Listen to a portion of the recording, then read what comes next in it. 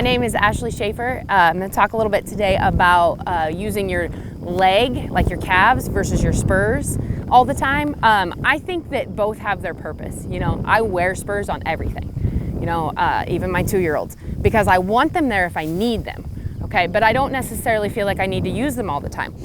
I want my horses to be extremely feely. If I lay this leg right here, I want them to move around, okay? Like, I don't feel like I should have to use my spur, but if they don't, I will go ahead and put that toe in them and use it. But see how a lot of times it just kind of makes them mad. So if I need it, I have it, but if I don't, I'll just use that calf, you know? I want my horses to move off with as little pressure as possible. So if he's not moving, I'll go ahead and use that spur. But if I can get away with just using my calf and getting him to move away, I will. So especially when I'm loping around, I feel like I can really get away with just using my calves versus my spurs. So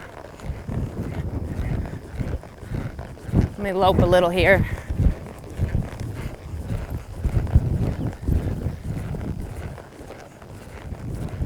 So if I want my horse to come from this bigger circle into this smaller circle, I want to be able to just gently lay this leg on him and get him to come down, and he does. So you can see that my hand position didn't change much, but I laid that calf on him and he came down. Now I'm going to lay my inside calf on him and move him out. And you can see that he pretty gently just moves off of that. And the reason that I want them to do it off of my leg versus my spur is that when I'm going across to the second barrel, say, if I want him to move over, it might be really hard for me to use my spur for that. So the important thing is that we know when to use our spurs and when we don't need them, okay? So right now, I'm asking this horse to lope in this little circle, and I'm just barely touching him with my calf, and he's being very responsive to it. Whoa.